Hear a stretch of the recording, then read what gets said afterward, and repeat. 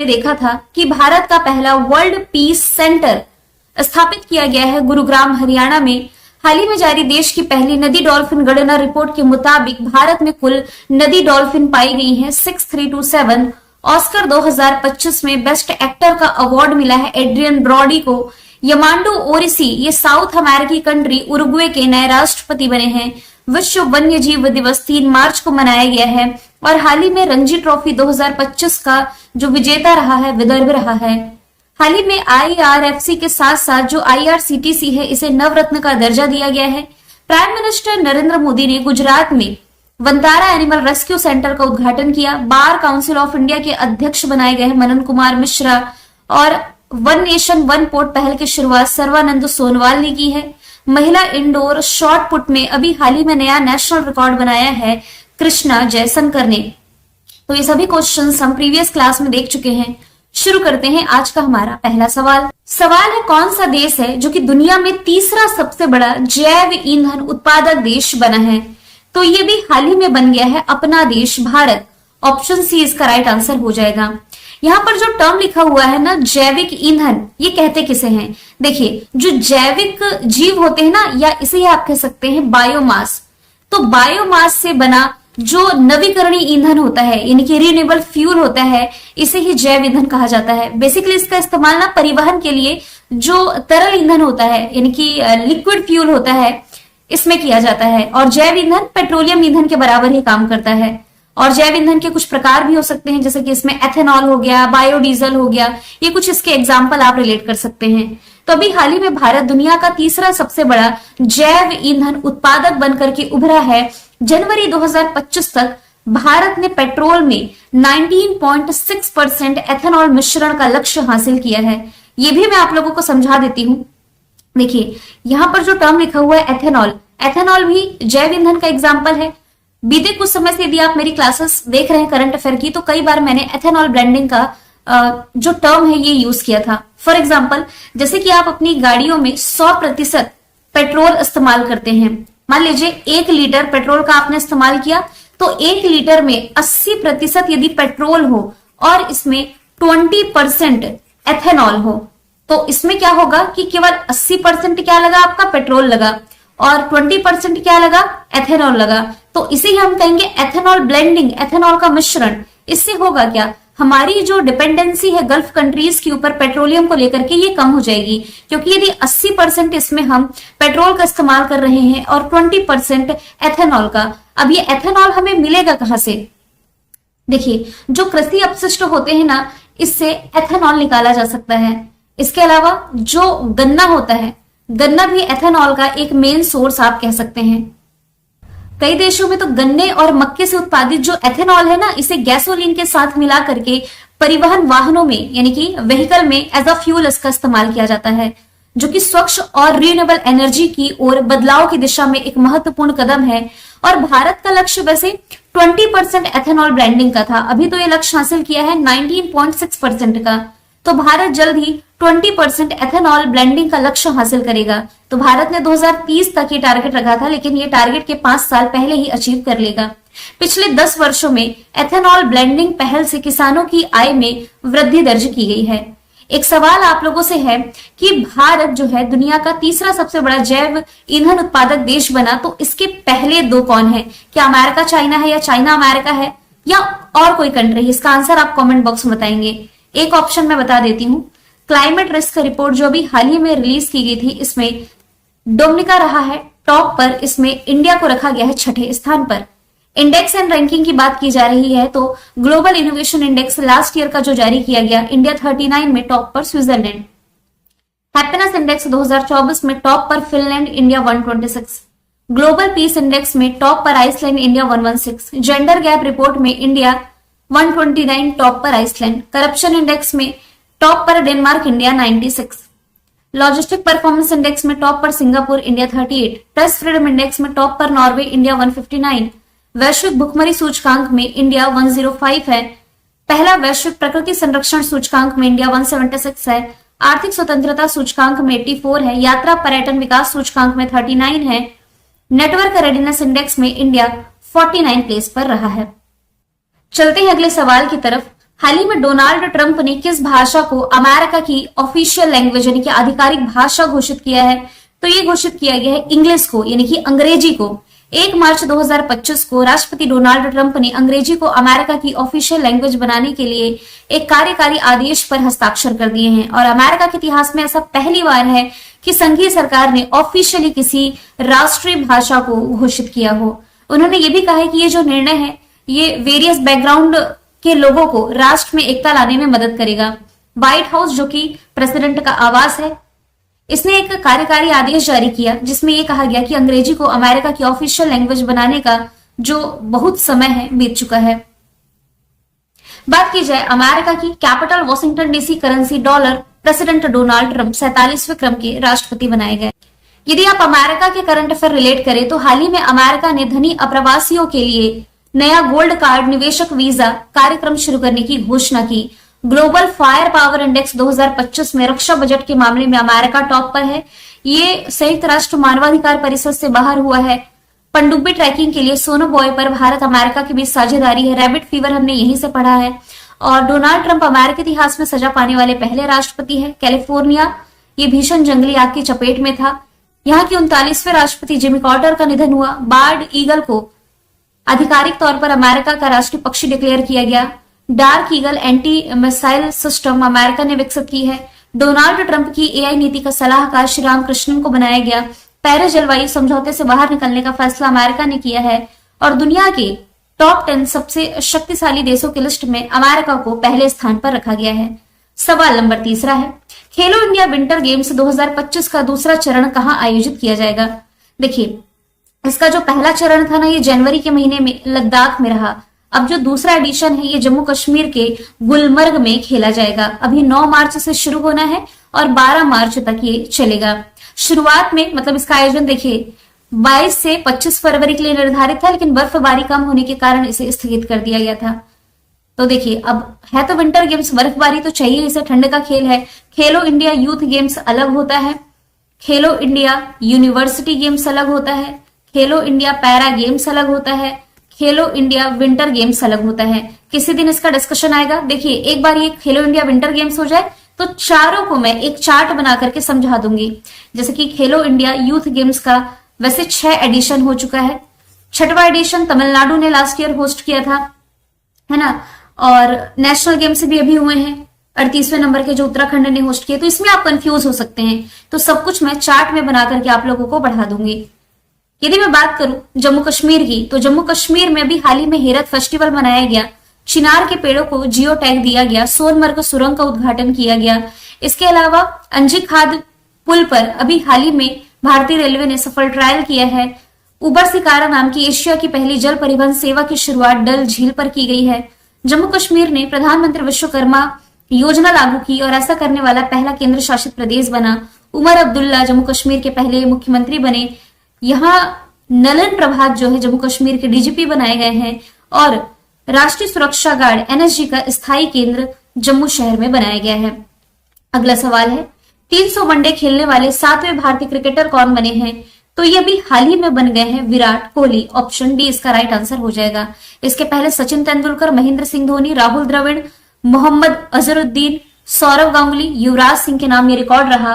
और 300 वनडे खेलने वाले 7वें भारतीय क्रिकेटर अभी हाल ही में विराट कोहली बने। और ये कारनामा इन्होंने दुबई में जो न्यूजीलैंड के खिलाफ इन्होंने मैच खेला था ना चैंपियंस ट्रॉफी के दौरान, इन्होंने ये रिकॉर्ड बनाया है। वैसे चैंपियंस ट्रॉफी चल रही है जिसमें कि भारत की कैप्टनसी संभाले हुए हैं रोहित शर्मा। आईसीसी की रैंकिंग में सर्वश्रेष्ठ ऑलराउंडर ये हार्दिक पांड्या है। श्रेयस अय्यर पंजाब किंग्स जो आईपीएल टीम है इसके कप्तान बनाए गए हैं। सवाल नंबर 5 है। इसके पहले स्पोर्ट्स के करंट अफेयर हम देख लें। बीते कुछ समय से ये स्पोर्ट वाली स्लाइड में आपको रिलेट कर करके बता ही रही हूं। इसमें जो इंपॉर्टेंट है उस पर मैं स्टार लगा देती हूँ। आप इंपॉर्टेंट करें मेजर ध्यानचंद खेल रत्न अवार्ड जो 4 लोगों को मिला है, मनु भाकर, डी गुकेश, हरमनप्रीत सिंह, प्रवीण कुमार। इसके अलावा ऑस्ट्रेलियन ओपन में देखिए मेन सिंगल का टाइटल इटली के जेनिक सिनर, फीमेल कैटेगरी में यानी कि वुमेन सिंगल का टाइटल अमेरिका के मेडिसन कीज ने जीता। संतोष ट्रॉफी पश्चिम बंगाल, स्पेनिश सुपर कप है FC Barcelona, Vijay Hazare trophy Karnataka है, खो खो वर्ल्ड कप भारत ने जीता मेल फीमेल दोनों कैटेगरी में। और पंकज अडवाणी ने एशियाई स्नूकर चैंपियनशिप 2025 जीती। ये वाला क्वेश्चन मैंने आगे ऐड किया है। आगे चलते हैं। राष्ट्रीय सुरक्षा दिवस 2025 किस तारीख को मनाया गया? तो यह भी हाल ही में 4 मार्च को मनाया गया है। 2025 का जो राष्ट्रीय सुरक्षा दिवस था 4 मार्च को आया। इस बार की थीम थी विकासशील भारत के लिए सुरक्षा और कल्याण महत्वपूर्ण है, यानी कि safety and well being crucial for विकसित भारत। तो ये जो थीम है ये भारत के विकास की ओर बढ़ने के साथ उच्च सुरक्षा मानकों को बनाए रखने के महत्व पर प्रकाश डालता है। कल एक स्टूडेंट का कमेंट आया था कि मैम हिंदी बस रखा करिए, इंग्लिश की क्या जरूरत है। देखिए मुझे 50-50 लेकर के चलनी पड़ती हैं चीजें। इसमें यदि हिंदी माध्यम के विद्यार्थी हैं तो इंग्लिश मीडियम के भी हैं। कुछ ऐसे हिंदी के टर्म होते हैं जो इंग्लिश में, मतलब इंग्लिश मीडियम वाले स्टूडेंट को समझने में दिक्कत होती है। तो देखिए कंटेंट आपका बायलिंगुअल ही चलेगा। विश्व वन्य जीव दिवस 3 मार्च को मनाया गया। जीरो डिस्क्रिमिनेशन डे यानी कि शून्य भेदभाव दिवस 1 मार्च को मनाया गया है। सवाल नंबर 6 है, हाल ही में भारत ने किस वर्ष तक टीबी मुक्ति का लक्ष्य रखा है? तो टीबी मुक्त होने का लक्ष्य ये हो जाएगा भारत का 2025 तक का। भारत में टीबी यदि देखा जाए ना तो टीबी का बोझ ये सर्वाधिक है। यहाँ प्रति 3 मिनट में टीबी से 2 मौतें हो जाती हैं। राष्ट्रीय स्वास्थ्य मिशन के वैश्विक लक्ष्य 2030 से पूर्व, मतलब कि 2030 का जो लक्ष्य था इससे 5 वर्ष पूरे, यानी कि 2025 तक भारत को टीबी मुक्त बनाने का लक्ष्य रखा गया है। वर्ल्ड टीबी डे 24 मार्च को मनाया जाता है। अभी आएगा वर्ल्ड टीबी डे, तो ये थीम मैं 2025 की अपडेट कर दूंगी। अभी आया नहीं है तो 2024 वाला ही मैंने ऐड कर रखा है। Yes we can end TB, ये इसकी थीम है लास्ट ईयर की। भारत ने फाइलेरिया मुक्ति का लक्ष्य रखा है 2027 तक का। फाइलेरिया यानी कि जो हाथी पांव होता है ना, पैर हाथी के जैसे फूल जाता है, मोटा हो जाता है। भारत ने मलेरिया मुक्ति का लक्ष्य रखा है 2030 तक का। और भारत ने जो चंद्रयान 4 का लक्ष्य रखा था 2028 रखा था, बाद में रखा ये 2027। और इसी चंद्रयान के तहत मतलब कि इंसानों को चंद्रमा पर भेजने का लक्ष्य ये भारत का है 2040, यानी कि इसरो का। 2070 का लक्ष्य ये भारत का है जीरो कार्बन उत्सर्जक देश बनने का। अगला सवाल है, किस राज्य ने चिरांग रिपु हाथी रिजर्व को, यानी कि जो एलिफेंट रिजर्व है, इसे राष्ट्रीय उद्यान के रूप में अधिसूचित किया है? तो ये स्थित है असम में। अब ये असम का 8वां नेशनल पार्क बनने जा रहा है। तो असम सरकार ने चिरांग रिपु हाथी रिजर्व को 8वें नेशनल पार्क के रूप में अधिसूचित किया और इसका नाम होगा सिखना ज्वालो नेशनल पार्क। इसके पहले ऑलरेडी 7 नेशनल पार्क है, मैं मेंशन कर देती हूँ नाम क्या क्या है। एक तो है Kaziranga national park, Manas national park, Nameri national park, इसके अलावा राजीव गांधी ओरंग नेशनल पार्क है ना, इसके अलावा डिब्रू साइखोवा, मैं डिब्रू बस लिख रही हूं यहां पर, डिब्रू साइखोवा हो गया, रायमोना हो गया, दिहंग पटकाई यहां का 7वां नेशनल पार्क बना था। अब जो 8वां नेशनल पार्क है इसका नाम होगा सिखना ज्वालो। ये एग्जाम में पूछा जा सकता है कि बताइए असम के 8वें नेशनल पार्क का नाम क्या है। बात की जाए असम की राजधानी दिसपुर, मुख्यमंत्री हेमंता बिस्वा शर्मा। यहां भी हाल ही में केंद्रीय मंत्री सर्बानंद सोनोवाल ने अंतरदेशीय जलमार्ग टर्मिनल का उद्घाटन किया है ब्रह्मपुत्र नदी पर। भारत ने असम में गंगा नदी डॉल्फिन की पहली सैटेलाइट टैगिंग करके ऐतिहासिक उपलब्धि हासिल करी है। राज्य ने सार्वजनिक रूप से गौमांस खाने पर बैन लगाया है। इसके अलावा पहली बार पूर्वोत्तर क्षेत्र में, यानी कि पूर्वोत्तर भारत का जो क्षेत्र है, असम के गुवाहाटी में भारतीय अंतर्राष्ट्रीय विज्ञान महोत्सव का आयोजन किया जाएगा। आईआईटी गुवाहाटी में मोइदम्स को यूनेस्को विरासत सूची में शामिल किया गया और ये यूनेस्को में शामिल 43वां स्थल है। असम राइफल्स के महानिदेशक विकास लखेरा बने। और अभी हाल ही में असम ने मुस्लिम विवाह और तलाक पंजीकरण अधिनियम 1935 निरस्त किया। कटी बिहू फेस्टिवल यही मनाया जाता है। आज का ये जो क्वेश्चन है इसमें चलिए हम नेशनल पार्क ही देख लेते हैं। Gir Vansda blackbuck marine Gujarat के नेशनल पार्क हैं। अंसी, कुद्रेमुख, नागरहोल, बन्नरघट्टा कर्नाटका से रिलेट करेंगे। कान्हा, पेज, पन्ना, माधव, सतपुड़ा, वन विहार, ये सभी चीजें आप रिलेट करेंगे तो मध्य प्रदेश से रिलेट कर सकते हैं। सवाल नंबर 8 है, फोर्ब्स इंडिया लीडरशिप अवार्ड फिला 2025 आइकन ऑफ एक्सीलेंस पुरस्कार किसने जीता है? तो अभी हाल ही में जीत लिया है जय शाह ने, जो कि वर्तमान में आईसीसी के प्रमुख हो जाएंगे। अंतरराष्ट्रीय क्रिकेट परिषद के अध्यक्ष हैं जो कि Jay Shah Forbes India leadership award 2025 के 14 नंबर के एडिशन में प्रतिष्ठित आइकन ऑफ एक्सीलेंस अवार्ड से सम्मानित किए गए हैं। मैंने आपको ये भी बताया था कि ये आईसीसी के सबसे कम उम्र के चेयरमैन बने हैं। अमित शाह के बेटे हैं, मात्र 36 वर्ष इनकी उम्र है। और भाई ये स्क्रिप्ट राइटर हैं। कैसा स्क्रिप्ट लिखते हैं कि फाइनल खेले भारत और ऑस्ट्रेलिया। भारत ने 1 साल से अधिक समय लगा करके 2023 वर्ल्ड कप में खेले गए फाइनल का बदला लिया है ऑस्ट्रेलिया से। स्क्रिप्ट मास्टर मोटा भाई के बेटे जय शाह भारत प्रवेश कर चुका है फाइनल में। डॉक्टर सैयद अनवर खुर्शीद, इन्हें प्रवासी भारतीय सम्मान से सम्मानित किया गया। Recently prime minister Narendra Modi को कुवैत ने अपने हाईएस्ट सिविलियन ऑनर से सम्मानित किया है। पूर्णिमा देवी वर्मन को टाइम मैगजीन के द्वारा वुमन ऑफ द ईयर के लिए नॉमिनेट किया गया है। अच्छा, अवार्ड वाली लिस्ट यदि हम देखें तो Padma Pani lifetime achievement award Sai Paranjpye ने जीता। मेजर ध्यानचंद खेल रत्न अवार्ड बता चुकी हूं। विदेश मंत्री एस जयशंकर को चंद्रशेखरन सरस्वती पुरस्कार मिला। कुवैत का हाईएस्ट सिविलियन ऑनर देख चुके हम। Miss India USA Catherine Sandra Neil. US navy का highest civilian honour Tom Cruise को। Jamsetji Tata award Kiran Mazumdar Shaw. Pravasi Bharatiya Samman हो गया। सिंगापुर का honorary citizen award Tarun Das. Maharaja Hari Singh award मिला मनोज सिन्हा को। और टाटा सन्स के चेयरमैन एन चंद्रशेखरेंद्र को ब्रिटेन ने मानद नाइडू उपाधि से सम्मानित किया है।